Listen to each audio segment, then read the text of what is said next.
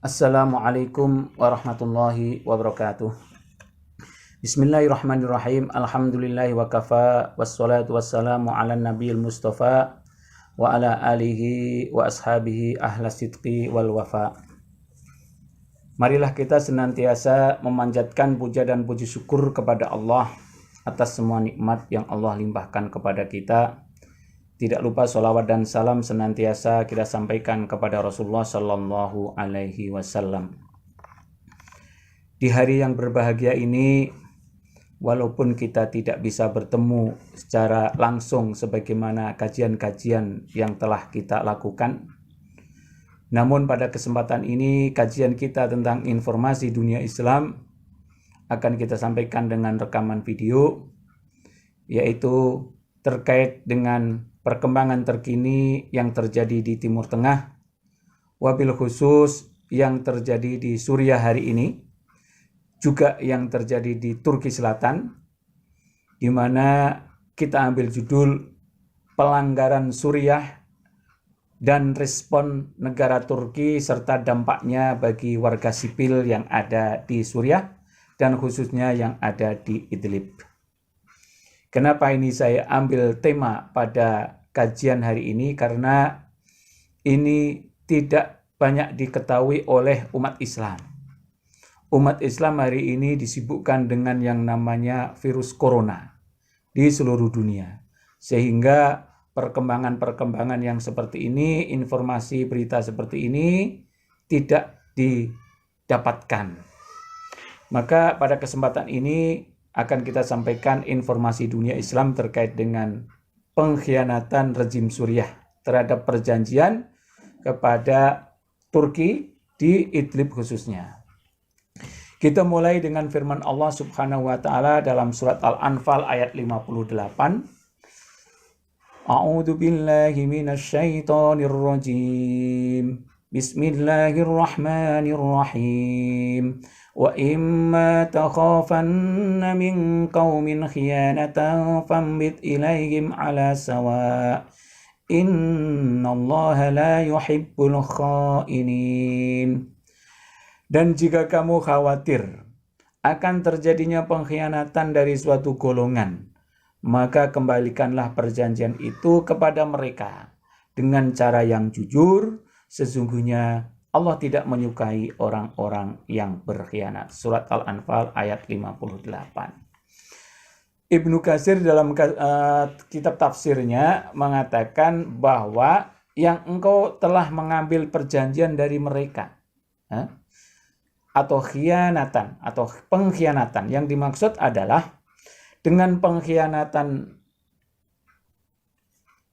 Yang dimaksud dengan pengkhianatan di sini adalah pelanggaran terhadap perjanjian yang diadakan antara dirimu dan diri mereka. Maka fambit ilaihim ala sawa maksudnya adalah lakukan hal yang sama terhadap mereka. Kalau mereka melemparkan perjanjian, membatalkan perjanjian, maka kita pun melakukan hal yang sama. Itu artinya adil. Artinya beritahukanlah kepada mereka bahwa engkau telah menyalahi perjanjian mereka, sehingga engkau dan juga mereka sama-sama mengetahui bahwa engkau menjadi lawan perang bagi mereka. Inilah sebagai landasan informasi dunia Islam hari ini tentang pengkhianatan Suriah. Jadi sebelumnya tahun 1998 telah terjadi perjanjian, namanya perjanjian Adana antara Turki dan Suriah. Masuk juga di situ adalah Rusia. Dalam perjanjian itu, Turki menandatangani fakta di mana Damaskus bekerja secara aktif untuk mengeliminasi kekhawatiran Turki tentang teroris PKK. Artinya teroris PKK Kurdistan itu harus dimusnahkan. Jangan diberi tempat di Suriah. Kamp pelatihan teroris di Suriah ditutup dan layanan bagi para teroris pun ditolak oleh bank-bank Suriah. Itu dilakukan. Nah, kedua negara pun sepakat. Turki pun mengatakan bahwa operasi lintas batas untuk memerangi Kurdistan, orang-orang Kurdistan yang dianggap teroris di Suriah, sebelah timur pun akan segera diluncurkan. Nah, ini perjanjian Adana, kesepakatan. Bahkan Menteri Luar Negeri Rusia sendiri, Sergei Lavrov, dalam konferensi mengatakan perjanjian Adana masih berlaku dan itu bisa dijadikan sebagai dasar untuk negosiasi masalah terkait, yaitu masalah Idlib, di mana di situ ada sekitar 3,5 juta penduduk Suriah yang terusir dari wilayah Suriah. Jadi esensi perjanjian itu adalah pada 98 adalah untuk menghilangkan kekhawatiran Turki tentang masalah keamanan yang ada di sana. Nah, diperkuat lagi tanggal 23 Oktober 2019, Rusia dan Turki capai kesepakatan bersejarah di perbatasan Suriah. Kesepakatannya ada dua, diantaranya satu, memerangi terorisme dalam segala bentuk dan menghancurkan agenda separatis di wilayah Suriah. Dua, memulangkan para pengungsi Suriah yang ada di Turki akan dilancarkan dengan cara yang aman dan sukarela. Jadi bagus ini perjanjian, ya, perdamaian untuk sementara ini, yaitu bagaimana suasana supaya kondusif, tidak terjadi konflik di Suriah umumnya dan khususnya di Idlib. Ini diantara isi perjanjian yang penting. Pertama, pembentukan zona demilitarisasi di Idlib pada 15 Oktober, artinya 1 tahun yang lalu, yaitu antara kekuatan rejim dan faksi dengan seluas 15 hingga 20 km. Artinya dari perbatasan Idlib ini demilitarisasi. Penarikan faksi oposisi ekstremis dari wilayah tersebut termasuk Jabhat Nusra dan pejuang-pejuang yang lain. Begitu juga dari pihak rezim Suriah harus ditarik dari perbatasan. Kemudian yang ketiga, terhitung paling lambat 10 hari dari awal bulan Oktober itu semua faksi harus mensterilkan zona demilitarisasi. Nah, ini adalah perjanjian poin-poin penting, poin-poin penting. Ini sepintas. Kita lihat ke belakang, yaitu terkait dengan posisi negara Saudi Arabia pada awal konflik itu, yaitu tahun 2011. Awalnya Saudi Arabia dengan terus terang mendukung pejuang Suriah untuk menjatuhkan pemerintah Bashar Assad. Bahkan ada statementnya waktu itu, statement pemerintah Saudi, Assad harus tumbang apapun caranya. Nah, awal-awal itu Saudi Arabia termasuk dengan Turki sangat akrab sekali. Karena tujuannya satu, yaitu menjatuhkan diktator Bashar Assad. Maka Turki termasuk yang mendukung Saudi dengan harapan demokrasi hadir di Suriah. Bahkan ketika masuk ke Suriah, Turki tetap bersama Saudi walaupun Ankara mempunyai hubungan baik dengan Moskow. Nah, ini. Namun dalam perkembangannya, setelah kira-kira 4 atau 5 tahun, terjadilah perubahan Saudi ini di dalam mendukung perjuangan rakyat Suriah untuk menjatuhkan rejim. Yaitu ketika 2015 Amerika masuk ke Suriah dengan dalih memerangi ISIS, Saudi ketika itu mulai mencari cara keluar bagaimana dari Suriah. Namun di perjalanannya justru Saudi menjadi pihak yang menekan para pejuang. Nah, ini yang kita sedihkan. Dari semakin ke depan justru Saudi tidak ada niat lagi untuk menjatuhkan rejim. Bahkan memerangi pejuang. Nah, sebenarnya Amerika ketika masuk ke Suriah dengan dalih memerangi ISIS tersebut, tanpa pijakan hukum, namun karena ISIS yang diperangi, halal saja istilahnya. Begitulah yang terjadi. Ketika isu selesai dan Amerika keluar, Saudi juga ikutan ingin keluar dari Suriah rupanya. Jadi cerita Saudi Arabia ingin mengalahkan para pejuang ini ternyata sudah selesai. Jadi sekarang permasalahan yang ada di Suriah tinggal 2 negara yang bertahan di Suriah. Nggak ada negara lain sekarang ini. Cuma ada Rusia yang mendukung rejim dan Turki yang mendukung pejuang yang melawan rejim, yang boleh dikatakan mungkin pemberontak. 2 saja. Saudi sudah keluar, Amerika sudah nggak ada lagi karena nggak ada merang ISIS sudah kalah. Nah, kezaliman Rusia dan kesabaran Turki. Ya. Jadi beginilah yang namanya kehidupan pada abad-abad ini. Dari dulu hingga hari ini memang Turki sibuk dengan problem perbatasan, yaitu dengan hadirnya jutaan pengungsi dari Suriah. Ya. Bahkan Rusia terus terang menjadi pelindung bagi rezim Assad baik secara politik maupun militer. Artinya persenjataannya, logistiknya, tentara, penasihat-penasihat militer tidak pernah berhenti datang di sana dan membantu. Bahkan Saudi juga menjadi jubir Rusia untuk terus menekan para pejuang. Nah ini. Oleh karena itu, hubungan pemerintah Turki secara resmi sangat lengket dengan para pejuang yang melawan pemerintah Bashar Assad. Nah, kita lihat beberapa bulan yang lalu, ya, penguatan tentang antara perjanjian Adana dan Sochi. Ya, apa ini perjanjian? Ini sangat penting, ini banyak yang tidak diketahui. Semua operasi militer di Suriah harus sesuai dengan perjanjian Adana yang sebelumnya kita bicarakan dan perjanjian Sochi antara Turki dan Rusia. Jadi Turki dan Rusia ini punya perjanjian khusus namanya Sochi. Intinya supaya tidak bentrok langsung. Jadi kalau perjanjian Adana lebih kepada penyelesaian perbatasan terkait dengan teroris PKK Kurdistan, sedangkan Sochi lebih dalam masalah Idlib. Nah, yaitu bagaimana Turki bisa tenang, bisa ada pijakan hukum ketika tinggal di Idlib. Nah, karena kalau dari undang-undang internasional, Idlib itu ya wilayah Suriah. Wilayah Suriah. Namun dengan ada perjanjian Sochi antara Rusia dan Turki ini, maka dia punya pijakan hukum yang legal. Yang legal.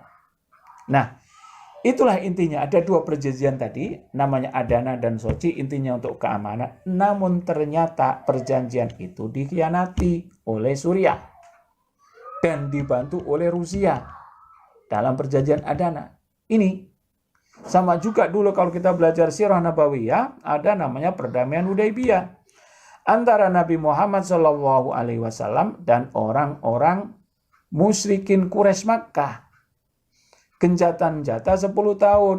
Namun orang-orang Quraisy membantu kabilah, menyerang kabilah yang berkoalisi dengan Nabi Muhammad. Namanya kabilah Khuza'ah. Diserang, dibantu, dibantai di sana. Ini pengkhianatan.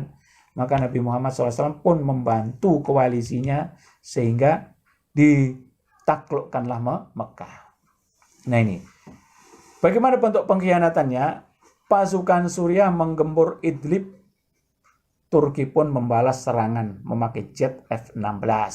Ya, ini bulan 2, artinya bulan kemarin saja, 1 bulan yang lalu ini. Serangan militer oleh pasukan pemerintah Suriah pada Senin telah menewaskan 4 tentara Turki dan melukai 9 lainnya di Idlib.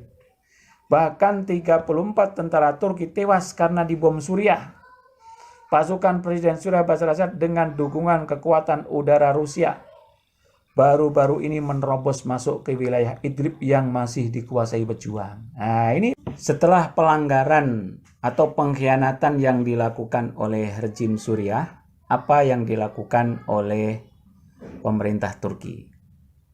Seharusnya pemerintah Suriah itu mengejar teroris Kurdi. Dalam perjanjian adanya sangat jelas disebutkan bahwa Turki berhak mengejar para teroris Kurdi masuk ke tanah Suriah jika rezim Suriah tidak bisa memberikan keamanan terhadap perbatasan Turki. Namun hari ini Bashar Assad justru memakai Kurdi sebagai alat provokasi. Jadi orang-orang Kurdistan yang harusnya itu dieliminasi bahkan dibantu. Nah inilah bentuk pelanggaran, ya, bentuk pelanggaran. Oleh karena itu Presiden Turki memberikan janji dan mengatakan Presiden Turki Recep Tayyip Erdogan mengancam akan menyerang pasukan rejim Suriah dimanapun jika tentaranya dilukai. Erdogan bahkan menuduh sekutu Suriah, Rusia melakukan pembantaian di Idlib. Tadi yang sangat disayangkan, tentara-tentara Turki itu menjaga keamanan, menjaga masyarakat, rakyat yang terdolimi. Mereka tinggal di pos-pos yang sudah disepakati, ada 12 pos di sepanjang perbatasan itu. Namun justru pos-pos itulah yang diserang. Dan mati 34. Ini menyebabkan Ankara sangat marah. Maka Erdogan mengatakan, saya dengan ini menyatakan bahwa kami akan menyerang pasukan rejim dimanapun mulai sekarang. Terlepas dari kesepakatan Sochi, jika ada sedikit kerugian yang ditimbulkan kepada tentara kami di pos-pos pengamatan atau di tempat yang lain. Maka Presiden Erdogan mulai mengancam dan akan melancarkan serangan. Dan apa yang dilakukan oleh Turki ini mendapat dukungan dari dunia karena Turki berdiri di tempat yang benar, ada pijakan hukum, ada undang-undangnya. Oleh karena itu PBB dalam piagamnya, Turki berhak menjaga batas wilayahnya dari provokasi teroris. Di Idlib, Turki meminta Rusia menjalankan semua kesepakatan Sochi, namun Rusia justru membantu Assad. Jadi apa yang dilakukan Turki di perbatasan dan Idlib legal secara hukum, yaitu menyerang pemerintah rezim Bashar Assad. Walaupun pada dasarnya perjanjian ini masih berlaku. Karena perjanjian itu masih berlaku, dunia internasional justru meminta Rusia dan Assad untuk menghentikan kekejaman di Idlib. Amerika sendiri pun terus terang membantu Turki dalam masalah ini. Karena Turki berada di pihak yang benar. Apalagi Turki juga masuk dalam sekutu NATO. Mempunyai program penjualan militer asing yang sangat besar. Sebagian besar militer menggunakan peralatan Amerika. Kami akan memastikan bahwa peralatan siap dan dapat digunakan. Ini kata Jeffrey. Selanjutnya, karena pengkhianatan inilah yang menyebabkan rakyat Suriah justru menderita. Menderita karena apa? Karena harus mengungsi, harus berpindah dari tempat-tempat yang sebelumnya itu selamat, harus pindah ke tempat-tempat yang jauh dari konflik tersebut. Sementara kita tahu sekarang ini masih dalam musim dingin, di mana mereka rumahnya pun tidak cukup kuat untuk berlindung di derasnya musim dingin seperti ini. Karena sejak awal tahun 2020 musim dingin juga terjadi di kota Idlib. Suhu terus turun di bawah 0 derajat Celcius. Beberapa kali badai salju pun datang menerjang Idlib. Ditambah lagi dengan kebiadaban rezim yang menyerang Idlib. Jadi ada dua. Jadi musim dingin yang belum berhenti, ditambah lagi kejahatan militer tersebut. Akhirnya mereka mengungsi. Jadi pengungsi dari Idlib Suriah terus banjiri perbatasan Turki. Jadi pengkhianatan penyerangan wilayah tadi itu menyebabkan rakyat mengungsi sampai 800.000. Coba bayangkan, 830.000 bahkan. Jadi dengan peningkatan pertemuan di Idlib dan Aleppo memaksa lebih 830.000 orang mengungsi sejak awal Desember. Artinya 3 bulan yang lalu. Termasuk perpindahan pengungsi terbesar sejak mulai konflik 2011. Nah, ini yang dunia tidak tahu.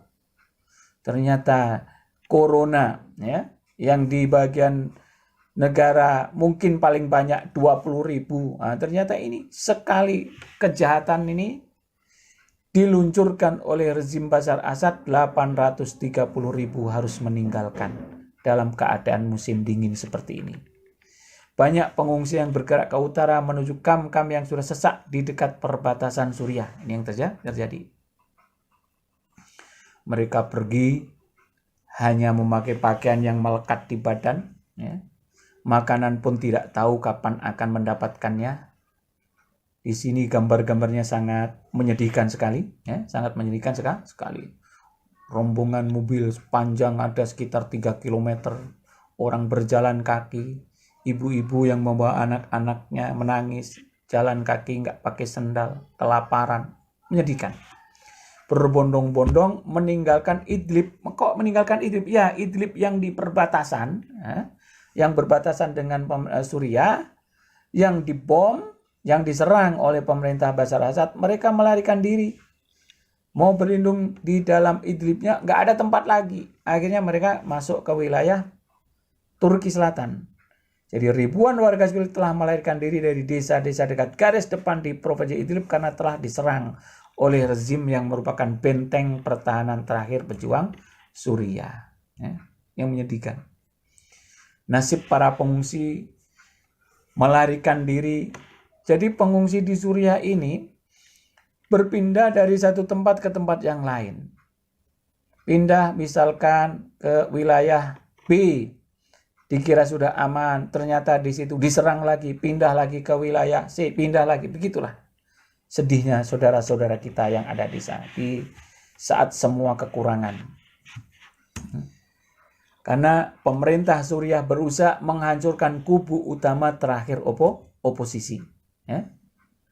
Karena kalau ini sudah habis, maka menurut pemerintah Suriah sudah tidak ada pejuang lagi yang menghalangi pemerintahannya.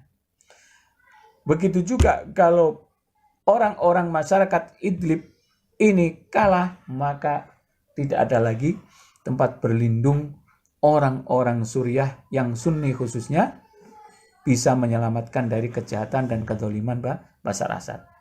Oleh karena itu, masyarakat yang di Idlib walau bagaimanapun ya bertahan, berjuang semampunya dan dibantu oleh orang-orang Turki. Kita lihat di sini bagaimana kemanusiaan atau berjuang untuk bisa hidup di bawah tenda-tenda bulan sabit merah Turki, membantu pengungsi. Sebagai Muslim, Turki juga bertanggung jawab menolong rakyat Suriah, apalagi Turki memiliki sejarah panjang di bumi Syam. Nah, jadi secara umum Turki sangat care dan sangat membantu, ya, baik rakyat sipil maupun pejuang juga. Nah, ini kita akan lihat bagaimana balasan Turki ketika dengan telanjang mata istilahnya Suriah ini melanggar perdamaian dan yang ditembak adalah pos Turki, menyebabkan 34 rakyat atau tentara Turki yang berjaga-jaga bukan berperang mati. Nah, akhirnya Turki luncurkan balasan. Turki meluncurkan operasi perisai musim semi ke Idlib Barat, ya, untuk merespon serangan rejim Bashar Assad. Operasi itu digelar setelah 34 tentaranya gugur dalam serangan udara di Idlib. Ya. Jadi tentara Turki di sana ada dua tujuannya cuma. Pertama adalah bekerja untuk melindungi warga yang terdolimi, warga Suriah. Ini sudah upaya yang sangat luar biasa. Yang kedua, membantu pejuang korban perang agar bisa hidup dengan baik, dengan layak. Tentara Turki bekerja untuk melindungi warga sipil setempat di bawah kesepakatan perjanjian Adana dan juga dikuatkan lagi dengan perjanjian Sochi. Akan tetapi lebih dari 1.300 rakyat sipil telah tewas dalam serangan oleh pasukan Assad dan Rusia di kawasan tersebut. Ini sebuah pelanggaran yang telanjang mata, di siang bolong istilahnya, ya, di siang bolong.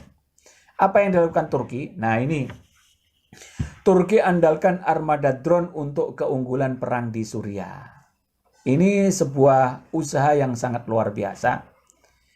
Belum pernah kita melihat di era ini sebuah peperangan di mana dilakukan oleh armada drone, puluhan armada drone. Ya. Kalau kita kenal biasanya drone itu digunakan satu, paling banyak dua untuk membidik satu sasaran. Nah, Ini Turki menggunakan armada drone yang sangat banyak untuk berperang melawan rejim Bashar Assad yang mengkhianati perdamaian itu. Serangan udara Turki yang terbaru telah menghancurkan puluhan tank, kendaraan pengangkut personil bersenjata, dan sistem pertahanan udara pasukan Suriah sebagai aksi balasan atas tewasnya 34 tentara Turki. Serangan tidak menggunakan pesawat tempur namun mengandalkan armada pesawat udara tanpa awak yang disebut drone, yang terkenal namanya Bayraktar. Nah, para pengamat militer, pengamat peperangan mengeluarkan statementnya, diantaranya pertama kali drone dalam skala besar digunakan oleh militer suatu negara untuk melawan militer lain dalam konflik level operasional. Ini luar biasa. Operasional berhasil sangat baik dan menghentikan langsung laju tentara Suriah. Jadi puluhan tank, panser, bahkan ada senjata balistik kepunyaan Rusia yang untuk menembak pesawat dan lain sebagainya itu 3 itu sampai hancur. Senjata itu luar biasa. Itu dengan serangan drone Turki. Jadi Turki tidak mendatangkan pesawat langsung yang dipiloti, juga tidak mengerahkan tank-tanknya masuk ke wilayah, tidak. Namun cukup menerbangkan drone-drone dari Turki atau dioperasikan dari Idlib menyerang kendaraan-kendaraan perang kepunyaan rejim Bashar Assad. Dan itu berhasil. Dan itu cukup menghentikan gerak dan laju pemerintah rejim Bashar Assad untuk melanjutkan serangannya. Ini luar biasa. Ada berita yang menarik juga. Di dalam pengkhianatan itu ada seorang jenderal dari Bashar Assad, namanya Mayor Jenderal Ramadan Yusuf. Dia sudah jelas terindikasi Syiah Nusairiyah. Ternyata di Idlib itu ada makamnya Umar bin Abdul Aziz, salah satu Khalifah Bani Umayyah yang sangat terkenal, kesolehannya, keadilannya, kezuhudannya. Bahkan ulama Imam Syafi'i mengatakan beliau termasuk Khulafaur Rasyidin yang kelima, karena biografi hidupnya yang sangat mirip dengan biografi Khulafaur Rasyidin. Sudah tentu ini makam dijaga dengan baik, makam dihormati oleh orang-orang ahli sunnah yang ada di Idlib. Namun dalam operasi militer yang dilakukan oleh Bashar Assad itu, jenderal tersebut berlaku sangat menjijikkan, sangat melukai hati, di mana mereka merusakkan dan bahkan membakar, berfoto di samping di situ dengan pelecehan. Apa yang terjadi? Ternyata Mayor Jenderal Ramadan Yusuf itu termasuk yang tewas terkena rudal Bayraktar yang dilancarkan oleh Turki. Jadi kematian Mayor Jenderal Ramadan ini merupakan pembalasan atas serangan yang dilakukan terhadap pejuang di wilayah Ma'arat An-Nu'man pada akhir Februari 2020 lalu. Setelah berhasil memukul mundur lawan, mereka menutup paksa area pemaksaan Umar bin Abdul Aziz. Pasukan militer Suriah malah merusak dan melakukan penjarahan, dan yang paling tak eloknya, jenderal tersebut membakar sebagian makam dan sengaja berfoto di lokasi itu lalu menyebarkan di media-media di Suriah. Nah, Mayor Jenderal Yusuf itu telah mati. Telah mati. Pertama kali dalam sejarah armada drone dijadikan serangan. Jadi, kekuatan militer Turki membuat dunia tercengang. Terus terang, saat melakukan serangan balik pada Suriah dan Rusia dalam pertempuran di provinsi Idlib. Rusia pun tidak menyangka, Turki akan melakukan serangan seperti itu. Dan cukup malu Rusia sebetulnya, kan ada 3 kendaraan yang di situ ada senjata canggihnya untuk pertahanan udara hancur. Turki melakukan serangan mematikan dengan menggunakan drone. Serangan menggunakan armada drone ini pertama kali terjadi di dunia dalam skala perang besar.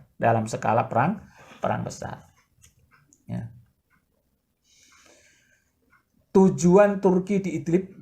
Jadi tujuan utamanya, ada 3 tujuan utama Turki di Idlib hari ini adalah Turki tidak berada di Suriah untuk berpetualang atau untuk memperluas wilayah perbatasannya. Ini luar biasa. Nggak ada kami untuk memperluas wilayah.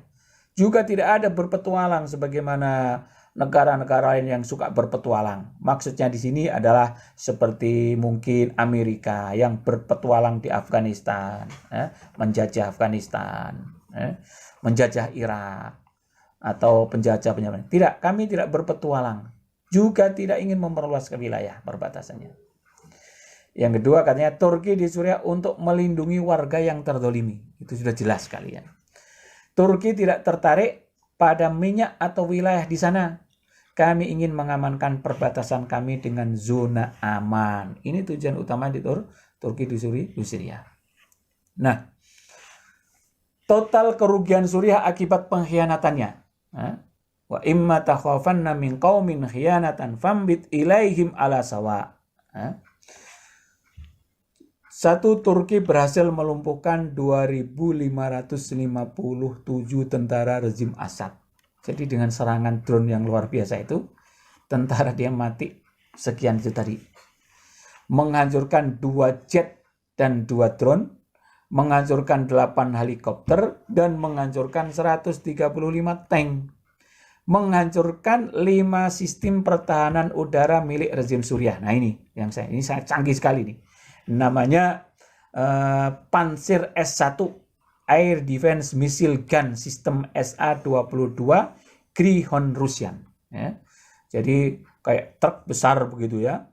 Isinya rudal-rudal yang sangat canggih. Di situ ada 8 moncongnya. Jadi kalau ada pesawat aja lewat di atas terkena radarnya, maka ditembak boleh dikatakan kena. Itu namanya pertahanan Pantsir S1 Air Defense Missile Gun, kepunyaan Rusia. Dan ini 5 hancur. Sistem pertahanan udara yang dihancurkan drone Turki. Akhirnya apa? Dengan ketegasan Erdogan melancarkan balasan pengkhianatan itu, akhirnya Putin pun mengajak berdamai. Putin dan Erdogan kembali sepakati gencatan senjata di Idlib. Ini baru bulan kemarin aja nih. Banyak orang yang tidak tahu. Jadi rupanya kalah. Presiden Rusia dan Turki Vladimir Putin dan Erdogan mengatakan bahwa keduanya mencapai kesepakatan gencatan senjata di provinsi Idlib, Suriah. Kesepakatan ini diteken setelah negosiasi panjang di Moskow untuk mengatasi konflik yang membuat 1 juta orang kehilangan tempat tinggal dalam waktu 3 bulan. Dalam waktu 3 bulan. Nah ini akhirnya damai lagi. Alhamdulillah sekarang sudah tidak ada perang dengan skala besar. Namun kita lihat ada perjuangan juga, karena rezim Suriah ini tidak mau merasa kalah juga, maka dia pun masih siap-siap di perbatasan. Maka pejuang-pejuang yang ada di Idlib pun senantiasa menyusun kekuatan untuk menahan kezaliman rezim di Suriah Barat, di Suriah. Hari ini kita lihat mereka tetap berusaha mempertahankan. Kelompok pejuang Hayat Tahrir Syam sedang berusaha untuk menyusun kembali pasukan mereka, bersiap-siap melawan pengkhianatan yang kadang-kadang tidak disangka-sangka. Adapun pengajaran yang bisa kita petik dari pengkhianatan dan balasan Turki ini, jadi kalau kesimpulannya sebelum pengajarannya, jadi ada perjanjian Adana dan Sochi, intinya adalah untuk keamanan. Namun ternyata Suriah dibantu Rusia mengkhianati, dan akibat karena pengkhianatan tersebut menyebabkan hampir 830.000 masyarakat Idlib menjadi pengungsi baru. Namun Turki dengan keazamannya membalas, kemudian terjadilah kemenangan-kemenangan, dan akhirnya terjadi perdamaian. Nah, ini satu perjalanan kronologi peperangan yang sangat bagus. Pengajaran yang kita bisa petik, pertama, umat Islam Suriah yang tinggal di Idlib sekitar 3,5 juta terus berjuang mempertahankan wilayah satu-satunya yang bebas dari rezim Suriah. Semoga mereka senantiasa dalam keadaan baik-baik. Yang kedua, Turki mempunyai dalil kuat untuk terus tetap di Idlib karena membantu korban perang, warga sipil, dan sekaligus mengurangi pengungsi yang akan menyeberang ke Turki Selatan. Yang ketiga, perjuangan umat Islam di Idlib ini senantiasa mendapatkan pertolongan Allah, alhamdulillah, dan berhasil mengusir kekuatan rezim Suriah yang dibantu oleh Rusia yang berusaha memasuki Idlib. Dan yang keempat, kita berdoa semoga memasuki bulan Ramadan ini umat Islam di Suriah dalam keadaan aman. Demikian barangkali yang bisa saya sampaikan terkait informasi dunia Islam pada bulan ini. Semoga apa yang saya sampaikan ini bermanfaat bagi saya pribadi dan umumnya kepada jamaah sekalian. Sekian, apabila ada kesalahan dan kekurangannya, wabillahi taufik wal hidayah. Wassalamualaikum warahmatullahi wabarakatuh.